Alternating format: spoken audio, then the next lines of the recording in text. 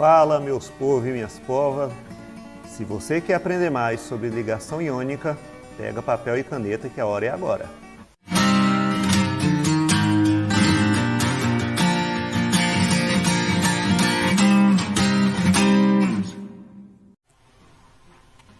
A ligação iônica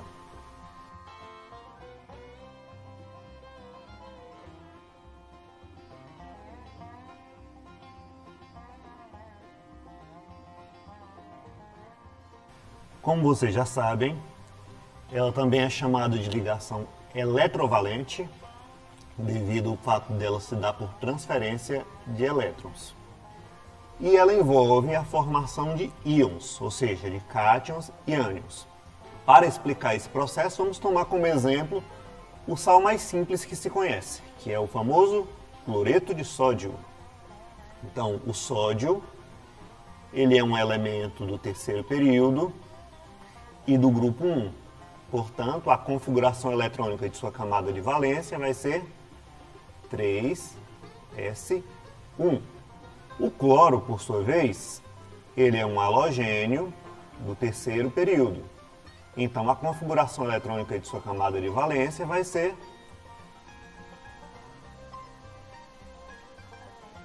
3s2 e 3p5. Como que esses elementos poderiam ficar estáveis? Como eles poderiam adquirir a configuração de um gás nobre? Os gases nobres geralmente têm 8 elétrons em sua camada de valência. Então, o sódio ele poderia ganhar mais 7 elétrons e assim completar o seu octeto. Só que ele é um metal. Metais não têm tendência de ganhar elétrons, eles têm tendência de perder elétrons. Tá? Se o sódio perdesse o seu 1 elétron da camada de valência, ele vai ficar com 2 camadas eletrônicas e a sua segunda camada e a sua camada mais externa vai passar a ter 8 elétrons. Então é interessante para o sódio perder esse seu único elétron. Já o cloro, ele tem 7 elétrons na sua camada de valência. Se ele receber um elétron, ele vai completar seus 8 elétrons, ele vai passar a ter a configuração eletrônica do argônio. Então, é muito fácil de ocorrer esse acordo. O sódio transfere um elétron para o cloro. Então, vamos aprender agora uma outra coisa, que é o que chamamos de símbolos de Lewis. O que são os símbolos de Lewis? É o símbolo do elemento químico, mais a representação dos seus elétrons da camada de valência. Beleza? Como o sódio perdeu o seu único elétron, ele não vai ter mais elétrons na sua camada de valência. Vai ficar sem nenhum elétron. E ele vai ficar com carga positiva. Vai formar um cátion. Já o cloro, antes ele tinha 7 elétrons.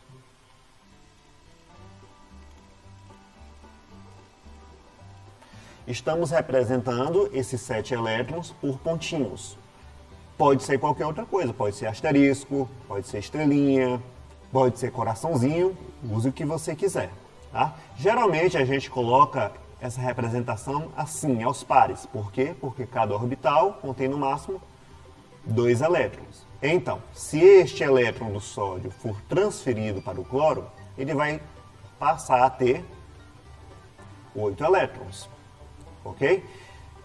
Recebendo esse 1 elétron do sódio, ele vai passar a ficar com carga negativa. Então a gente coloca um colchete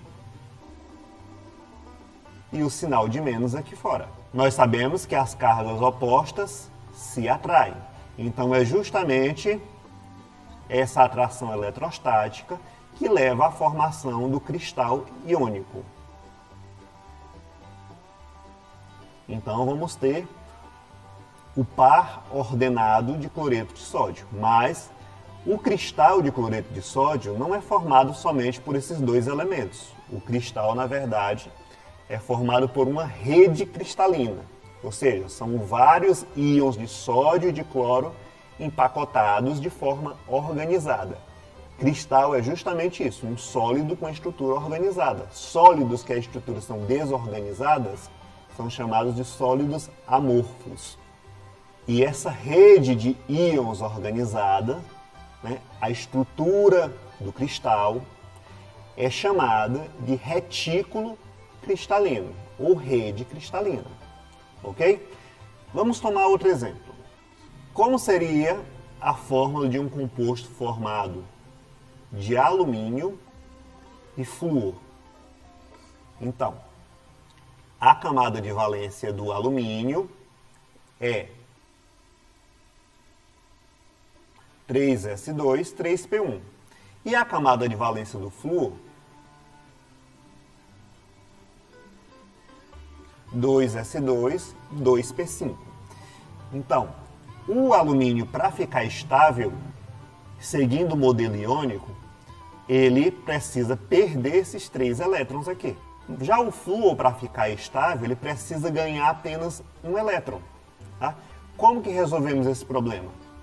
O alumínio, perdendo os seus 3 elétrons, vai ficar com carga mais 3. E o flúor, recebendo um elétron para ficar estável, ele vai ficar com carga menos 1. Como vai ficar o símbolo de Lewis?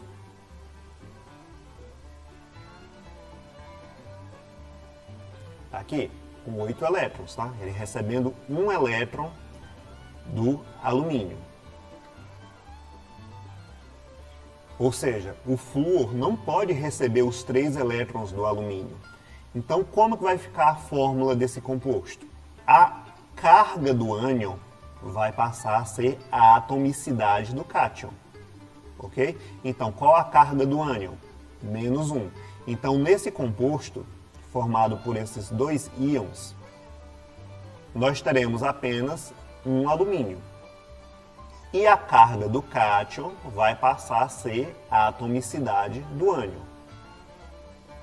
Ou seja, nesse composto, nós, para formar esse composto, essa rede cristalina, para cada alumínio, vamos precisar de 3 flúoros. Estão entendendo?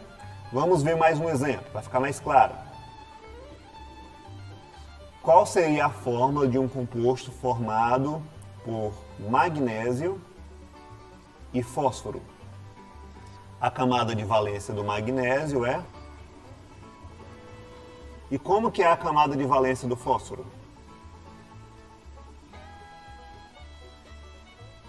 (3s2, 3p3). Como que vai ficar nesse caso? O magnésio, para ficar estável, ele precisa perder 2 elétrons. Então, seu símbolo de Lewis vai ficar...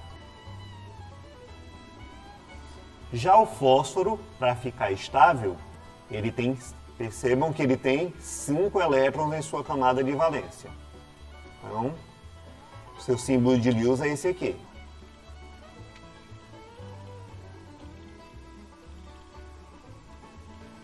Ok? Para ficar estável, ele tem que receber 3 elétrons. Então, vamos adicionar mais 3 elétrons. Quando ele receber 3 elétrons, ele vai passar a ter carga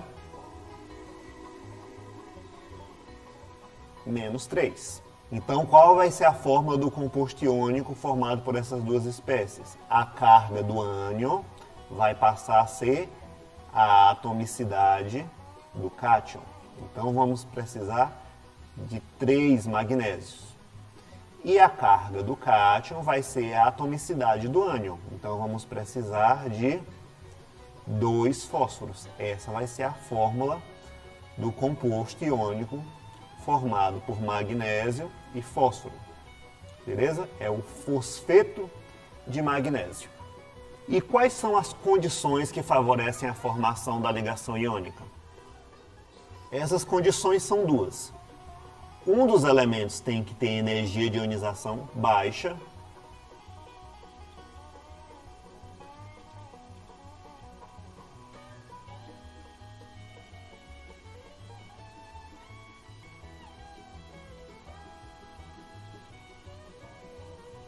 E o não metal tem que ter uma afinidade eletrônica elevada.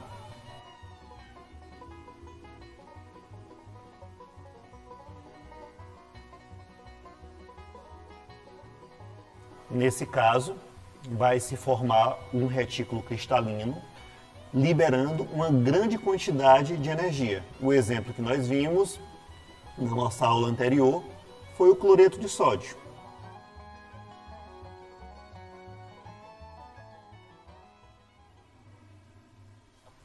Esse sinal negativo aqui significa que essa energia é liberada. Ou seja, esse sinal negativo aqui significa que a formação desse composto libera essa quantidade de energia. Ou seja, há um abaixamento da energia do sistema. Beleza? Calor de formação, energia liberada durante o processo. Em outras palavras, significa dizer que a energia do cloreto de sódio é esse valor aqui menor do que a energia desses dois elementos, do que a energia dessas duas substâncias separadas. Mas esse processo todo, ele não ocorre em uma etapa apenas. Tá? A molécula de cloro não reage diretamente com o sódio metálico e forma de imediato o cloreto de sódio. Na verdade, esse é um processo que ocorre em várias etapas. E essas várias etapas são resumidas em um ciclo chamado de ciclo de Bohr-Haber.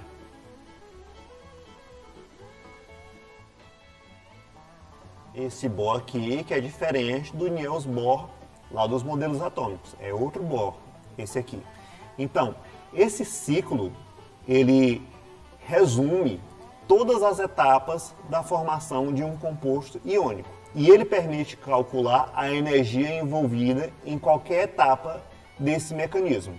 E ele se baseia em dados experimentais. Matematicamente é o seguinte: o calor de formação ele vai ser igual à soma de todas as energias envolvidas. O que é preciso ocorrer para a formação de um composto iônico? A gente viu aqui, ó. Tem que ter energia de ionização baixa e afinidade eletrônica elevada. Então isso já são duas etapas que devem ocorrer durante o processo. O que é energia de ionização?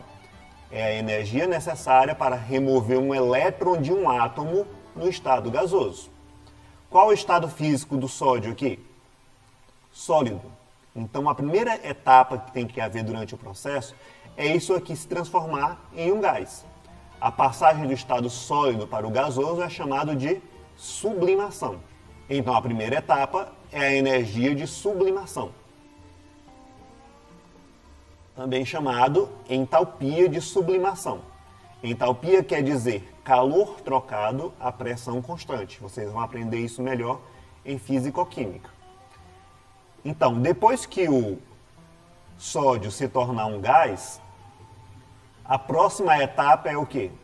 Ele perder um elétron. E isso é o que chamamos de energia de ionização. Então vamos chamar energia de ionização de I. Pronto, o sódio já perdeu o seu elétron. Falta agora o quê? O cloro receber esse elétron. Isso é afinidade eletrônica. O que é afinidade eletrônica? A energia envolvida quando um átomo gasoso recebe um elétron. O cloro já está na forma de gás, então não precisa haver sublimação. Mas ele aqui está na forma de uma molécula. Então é preciso dissociar os átomos dessa molécula. Chamamos isso entalpia de dissociação. Como nós temos só meia molécula de cloro, nós vamos precisar dividir essa energia de dissociação por 2. Mas isso é uma coisa que nós vamos aprender durante os exemplos. Depois que nós dissociarmos a molécula de cloro, aí nós vamos ter os átomos gasosos. Aí sim pode receber o elétron. Aí sim nós vamos ter a afinidade eletrônica, que vamos representar pela letra E. Temos agora sódio gasoso, que perdeu um elétron.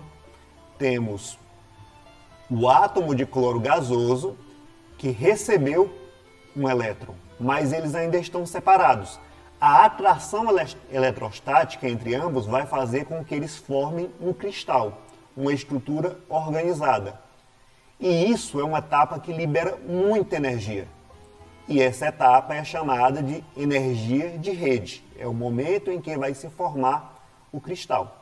E a energia de rede nós representamos pela letra U. Então, matematicamente, isso é o ciclo de Bohr-Haber. Para vocês não esquecerem, eles são 5 etapas. Tá? Sublimação, ionização, dissociação da molécula de ânion, se houver, afinidade eletrônica e a formação do cristal. Na maioria dos casos, são essas 5 etapas. Beleza? Vamos ver na prática. Nós vamos construir o ciclo de Bohr-Haber para o cloreto de sódio e calcular a afinidade eletrônica do cloro.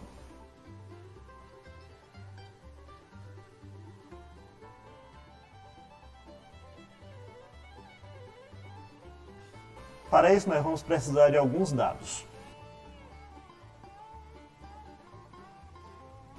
Vamos precisar da entalpia de sublimação do sódio,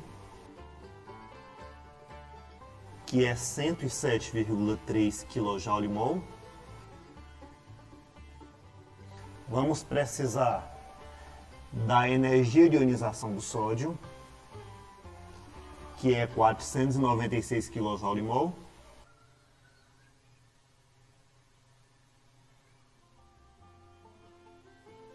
Nós vamos precisar da entalpia ou energia de dissociação do cloro.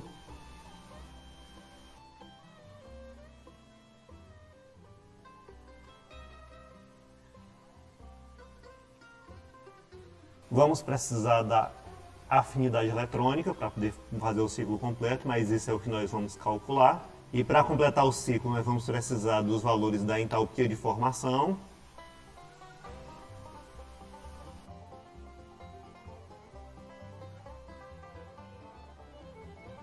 e, por fim, a entalpia de rede, ou energia de rede, ou energia reticular do cloreto de sódio.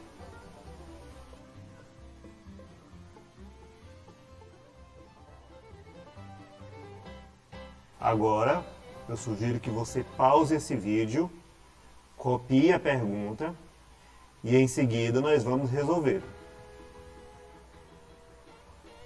O ciclo de Bohr-Haber, ele parte das formas como os elementos são encontrados na natureza. Então, o sódio é encontrado como um metal na natureza, na sua forma sólida.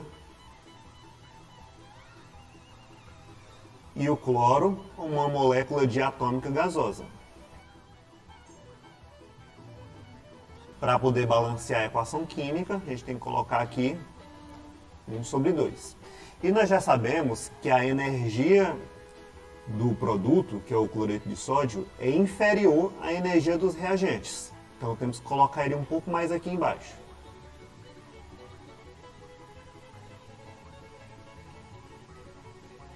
Beleza? Então o sentido da energia é esse, ela aumenta para cima.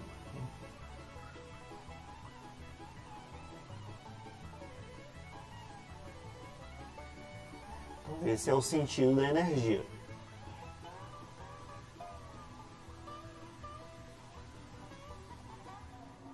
Então, nós temos aqui o sódio sólido. A primeira coisa que nós temos que fazer é transformá-lo em um gás. Então, nós vamos ter a entalpia de sublimação. Aqui, a entalpia de sublimação. Então, vamos ter agora o sódio nas formas de gás.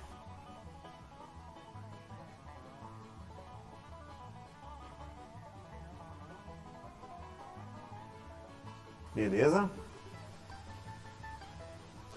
Como nós temos o sódio na forma gasosa, agora ele pode sofrer o processo de ionização. Então a próxima etapa é a ionização.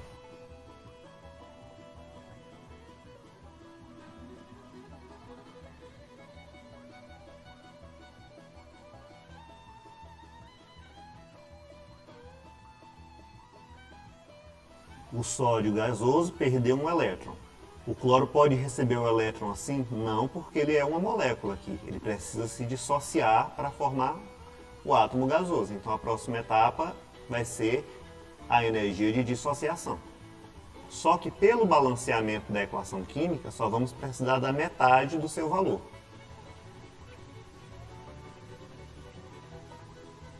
Agora sim, nós vamos ter o átomo de cloro gasoso.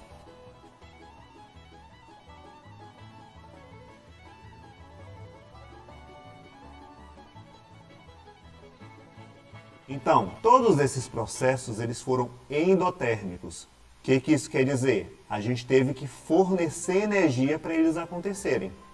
Então a energia do sistema aumentou. A partir de agora, ou seja, quando o cloro receber o elétron, ele vai liberar energia. São processos exotérmicos. Se o sistema libera energia, o seu conteúdo energético vai diminuir. Então agora nós vamos ter abaixamentos de energia. O cloro vai receber elétron, ele está no estado gasoso. A energia envolvida quando um átomo gasoso recebe um elétron é a afinidade eletrônica.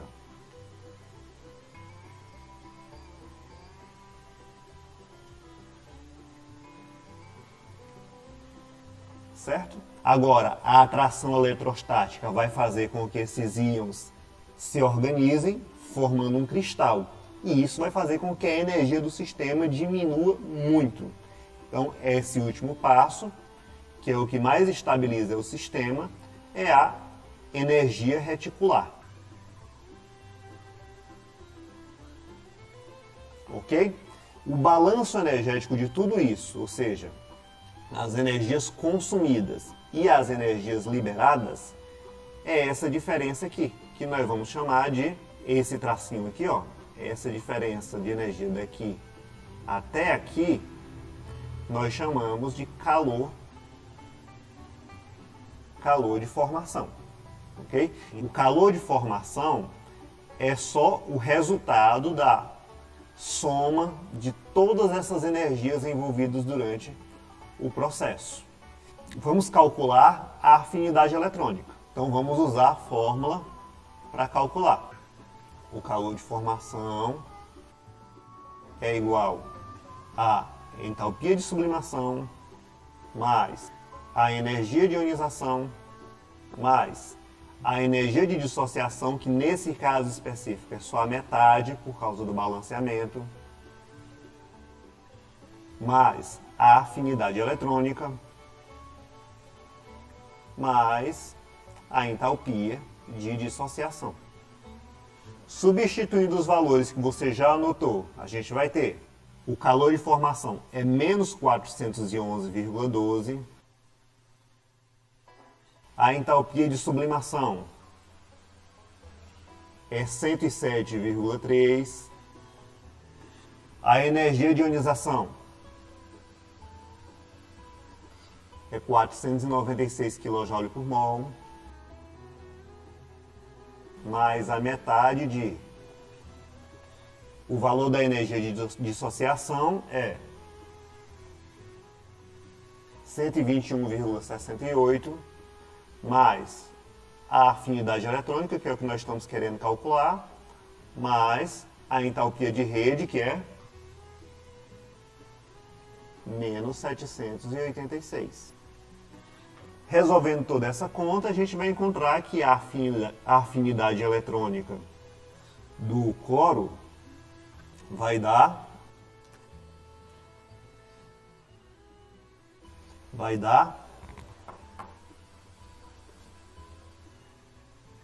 menos 289,26 kJ por mol. Então essa é a afinidade eletrônica do cloro. Ok? Vamos ver mais um exemplo. Agora a gente vai montar um ciclo só qualitativo, ou seja, você vai só montar o ciclo e não vai precisar fazer a conta.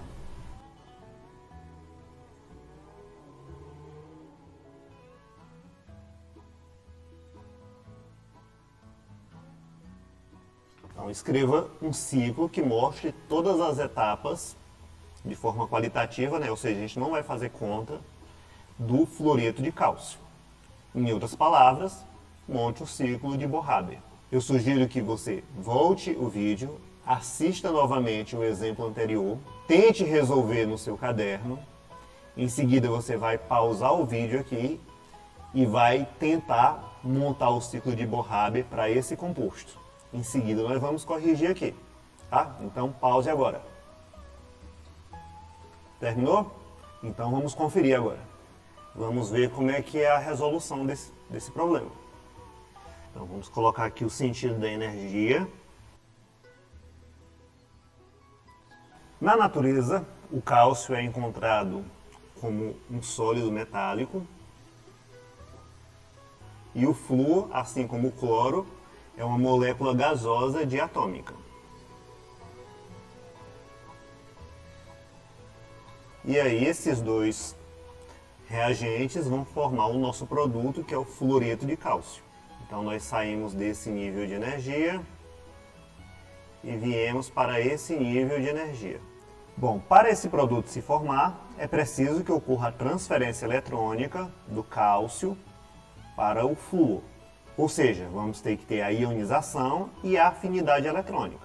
Mas nós só ionizamos átomos gasosos. Então precisamos sublimar esse cálcio. Essa é a primeira etapa. Essa é a entalpia de sublimação. Vamos colocar os valores? Não, porque a gente vai fazer só um ciclo qualitativo. Então nós vamos ter agora o cálcio gasoso. Feito isso, agora pode ocorrer a ionização do metal. O cálcio é um elemento do grupo 2, ou seja, para ele ficar estável, ele precisa perder 2 elétrons. Ou seja, vamos precisar da primeira e da segunda energia de ionização. Então, a primeira etapa é a ionização 1.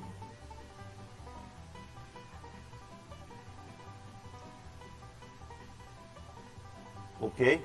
Por que a gente não está colocando um meio aqui? Porque a equação tem que estar balanceada, a gente vai precisar de 2 flúor, tá? Então essa é a primeira energia de ionização, só que a gente vai precisar remover o segundo elétron também. Então vem agora a segunda energia de ionização.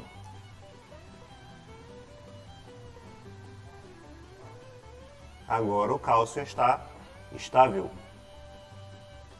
Agora, para o flúor receber este elétron, ele precisa se dissociar. A próxima etapa, logo, vai ser a entalpia de dissociação. Vamos dividir por um meio? Não, porque tem que seguir o balanceamento da equação. Então vamos ter aqui o cálcio com carga 2+, e os 2 átomos de flúor gasosos. Ficou apertado aqui, mas dá de ver, né? Agora que nós temos os átomos de flúor dissociados e no estado gasoso, eles podem receber estes elétrons que foram perdidos pelo cálcio. Então a próxima etapa vai ser a afinidade eletrônica. Então vamos ter agora cálcio já ionizado e gasoso e vamos ter os 2 átomos de flúor que receberam esses elétrons. Tá? Então isso é a afinidade eletrônica. Só que vão ser 2 flúors que vão receber. Então vamos ter que ter 2 afinidades eletrônicas. Tá? Lembrando que tem que seguir o balanceamento da equação. E por fim, a última etapa é esses íons se aglomerarem e formar um retículo cristalino estável. Então a última etapa vai ser a energia reticular. Beleza? Então esse é o ciclo qualitativo para a formação do fluoreto de cálcio. Acertou? Show de bola! Continuando. Se você estudou o conteúdo de eletricidade em física lá no seu terceiro ano do ensino médio, você deve se lembrar que a força elétrica entre 2 cargas é calculada assim. Ok? Por que a gente está falando disso, de força elétrica? Porque o que mantém os íons unidos no retículo cristalino é justamente força de atração eletrostática. Então a gente vai ter que falar disso aqui. Tá beleza? Então nós temos aqui esse F, que é a força elétrica, esse K é a constante eletrostática, que ela depende do meio material nos quais as cargas estão imersas. Aqui é a carga 1, a carga 2, e no denominador nós temos a distância ao quadrado. Quanto maior for as cargas, quanto maior for o módulo das cargas elétricas, maior será a força elétrica. Isso vai ter implicações importantes. A energia potencial elétrica trabalho ou energia, é calculada assim. É força vezes deslocamento, que é a distância, substituindo a força. Por isso aqui, a gente vai chegar nisso aqui, ó, que a energia ela é igual à constante eletrostática vezes a carga 1, carga 2, dividido pela distância, né? Vamos ter distância no numerador e distância ao quadrado no denominador, corta, vai sobrar distância. Ok? Agora vamos adaptar essa equação para íons. Veja só, a constante eletrostática, na verdade ela é isso aqui. Ela é o inverso de 4π vezes epsilon zero. O que é esse epsilon? É a permissividade, tá? Ou seja, o quanto o campo elétrico é afetado pelo meio material no qual ele se encontra. Nesse caso, a gente coloca um zero aqui porque a gente está considerando o vácuo, para facilitar nossos cálculos, ok? Quem é a carga 1 e quem é a carga 2? É a carga do cátion e do ânion. Então, nós vamos substituir por essa representação aqui. A carga 1 vai ser a carga do cátion, vamos chamar de Z+, e a carga 2 é a carga do ânion, vamos chamar de Z-. Ok? Cada carga dessa é o quê? É um elétron que o cátion perdeu ou o ânion ganhou. Então isso aqui está relacionado à carga do elétron. E a distância entre os íons se relaciona ao raio dos íons. Então essa distância a gente vai representar pela letra R. Ok? Substituindo tudo isso que a gente falou na equação, vai ficar assim. Que a energia ela vai ser igual. O K é isso aqui. Quem é a carga 1? A carga 1 é a carga do cátion. A carga 2 é a carga do ânion. E cada uma carga dessa vai estar associada à carga do elétron. Multiplicando os dois, vai ficar a carga elementar ao quadrado. E a carga elementar, que é a carga do elétron, ou do próton, tanto faz, é 1,6 vezes 10 elevado a menos 19 coulomb. Só que a carga do próton é positiva, né? E a carga do elétron é negativa. Como esse processo todo faz com que a energia do sistema abaixe, então vamos colocar um sinal de menos aqui. Isso significa que há uma diminuição da energia do sistema. E aqui no denominador nós vamos ter o quê? Vamos ter esse fator aqui da constante eletrostática e a nossa distância, que é o raio. A distância entre os íons nós vamos chamar de R. Então essa equação aqui, quando a gente está falando de íons, ela assume esse formato AK. Ok? Agora, num retículo cristalino, a gente não só tem um cátion e um ânion. A gente tem várias espécies que vão se empacotar e formar o cristal. Quantos? Não sei. Em química, como são números grandes, a gente representa pelo mol. Que o mol nada mais é que o nome dado ao substantivo coletivo, que representa o número de Avogadro. A gente aprendeu isso em estequiometria. Esse número de Avogadro é 6 vezes 10 elevado a 23. Tá? Então, para corrigir isso, a gente vai acrescentar nessa equação esse Na aqui, que é o número de Avogadro. Ok? Outra coisa, os Cátions e ânions, eles interagem em todas as direções. Cada cátion vai estar rodeado por uma quantidade de ânions e cada ânion vai estar rodeado por uma determinada quantidade de cátions. Então, tem um fator geométrico aí que precisa ser corrigido. Para cada tipo de cristal, essa geometria vai ser diferente. Então, existe uma constante que corrige isso. É a chamada constante de Madelung, que é representada pela letra A. Ok? Então a gente tem que inserir esses dois fatores de correção na energia reticular do cristal. Então acrescentando esses dois fatores aqui. A constante de Avogadro, que é se a gente estiver considerando 1 mol de íons, e a constante de Madelung, que para cada tipo de cristal, essa constante assume um valor diferente. A equação vai ficar assim.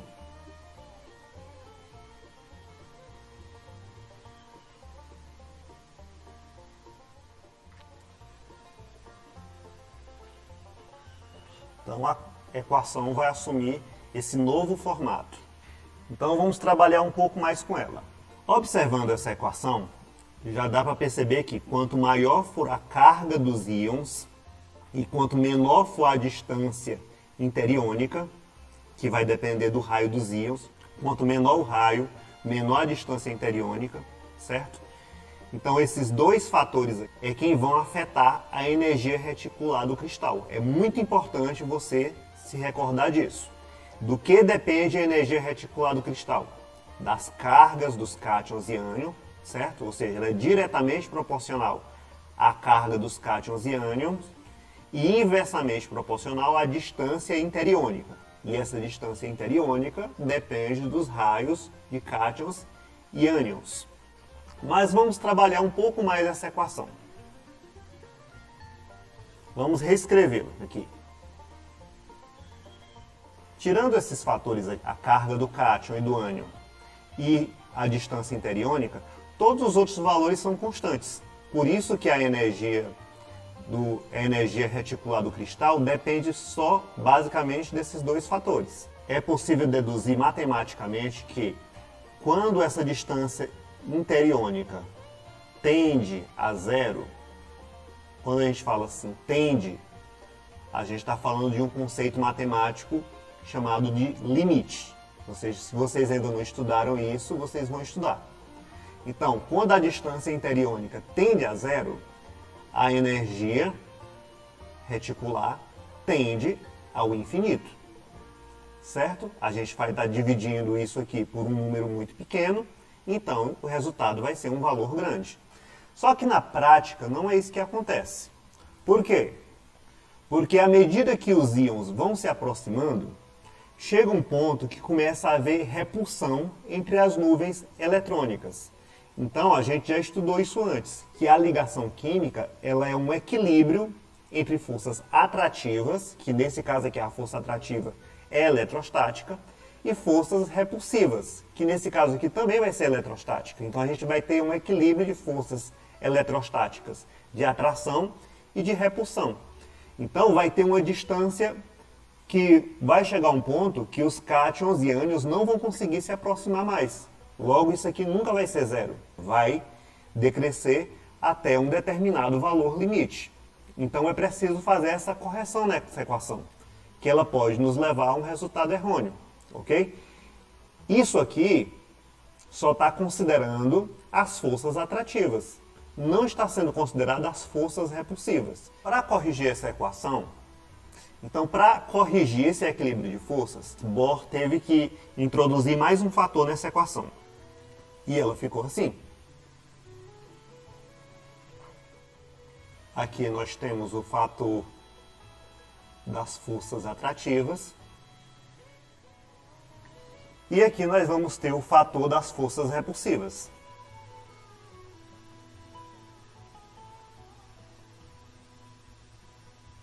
Esse aqui é o chamado coeficiente de repulsão eletrostática. Então aqui nós temos as forças atrativas e esse fator aqui são as forças repulsivas. ok? Esse B aqui depende, assim como o A, ele depende da estrutura do cristal. E esse N aqui é um número chamado de expoente de Bohr, que é uma constante. Um outro conceito matemático que vocês, se não aprenderam ainda, vão aprender é o conceito de derivada. Derivada, geometricamente, é a reta tangente à curva. Tá? Então a gente tem uma função matemática que é curva. Como que a gente transforma isso numa reta? A gente faz uma derivada. No ponto de equilíbrio entre as forças atrativas e repulsivas, essa derivada vai ser zero. Tá? Como que a gente escreve isso matematicamente? Então vamos reescrever a equação. Nós vamos ter que a energia reticular, que a gente pode representar também por U. Esse é o fator das forças atrativas. É a energia atrativa do cristal. E o fator da energia repulsiva, ou das forças repulsivas, é esse aqui. O coeficiente de repulsão e o expoente de Bohr, que é uma constante. Vamos chamar isso aqui de 1, né? Essa equação aqui, que a gente vai modificar ela agora. No ponto de equilíbrio entre essas forças atrativas e repulsivas, se nós fizermos a derivada, que tipo de função nós temos aqui? Quem é a nossa variável aqui? É a distância interiônica. Então nós temos uma função do tipo 1 sobre x, certo? Nossa variável está aqui no denominador. Qual é a derivada de 1 sobre x? Então, aplicando esse artifício matemático aqui, nós vamos ter que esse sinal aqui, que era negativo, menos com menos vai dar mais, vai ficar positivo. Tudo isso aqui é constante, então vai se repetir. E aí, o nosso x, que no caso é a distância, ele tem seu expoente aumentado em 1 unidade. Então fica assim. Tá? E como que vai ficar a derivada desse outro fator aqui? Isso aqui é uma função do tipo 1 sobre x elevado a n. Como é que vai ficar a derivada disso aqui? Como é que vai ficar a derivada de uma função do tipo 1 sobre x elevado a n? Tudo isso aqui vocês vão aprender em cálculo. Como é que vai ficar essa derivada? Vai ficar menos n vezes 1 sobre x elevado a n mais 1. Então, aplicando esse artifício aqui, o mais vai se tornar menos, certo? O nosso expoente aqui, que é o n, vai se tornar coeficiente. Isso aqui é constante, então se repete. E o denominador vai ficar aumentado em 1 unidade. Então essa função aqui vai ser igual a zero, que estamos num ponto de equilíbrio. Beleza? Então essa aqui nós chamamos de 1. Esse aqui de baixo nós vamos chamar de 2. Ok? Vamos agora manipular essa equação aqui. Como é que ela vai ficar?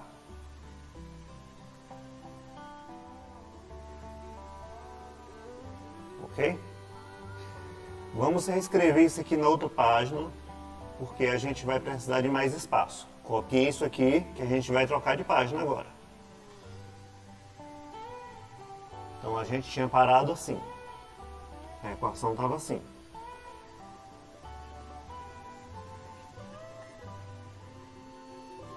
E o fator de repulsão, que era negativo, a gente jogou para o segundo membro, então ele fica positivo.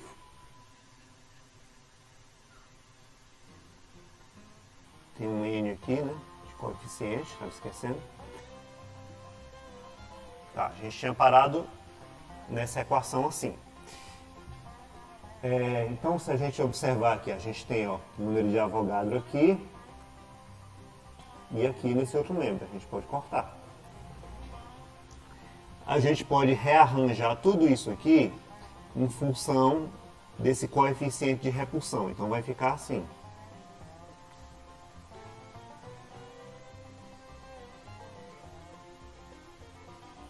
Isso aqui que está dividindo vem para cá. Passa multiplicando esse outro membro. E o denominador vai ficar assim.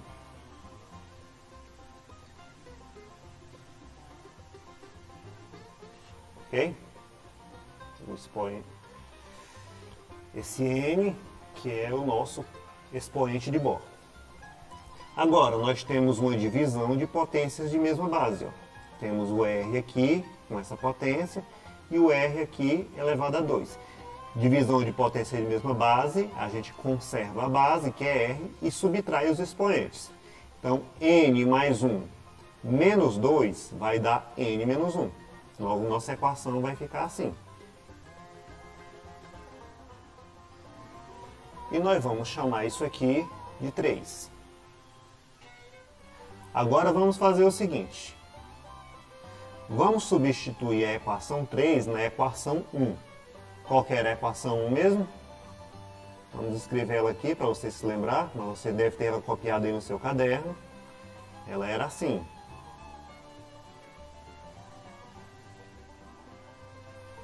Esse aqui é o fator de forças atrativas e temos o fator de forças repulsivas. Então essa aqui é a nossa equação 1. Substituindo a equação 3 em 1, ou seja, no lugar desse B aqui, então a equação vai ficar assim, ó, vai ficar linda.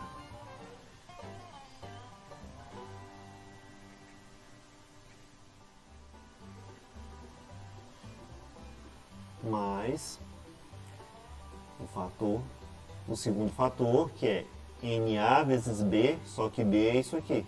Então fica NA vezes tudo isso aqui.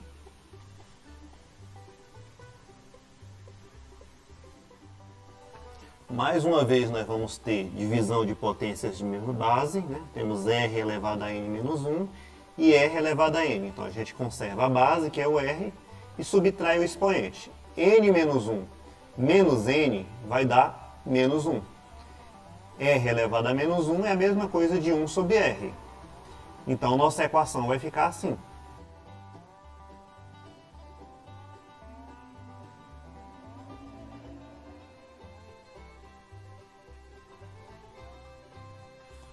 Se nós observarmos, muita coisa nessa equação aqui está repetida. Ó, o número de Avogadro, a constante de Madelung, as cargas iônicas, a carga elementar.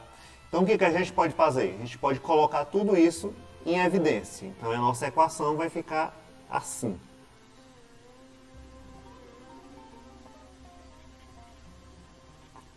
Tirando tudo que se repete dos dois membros.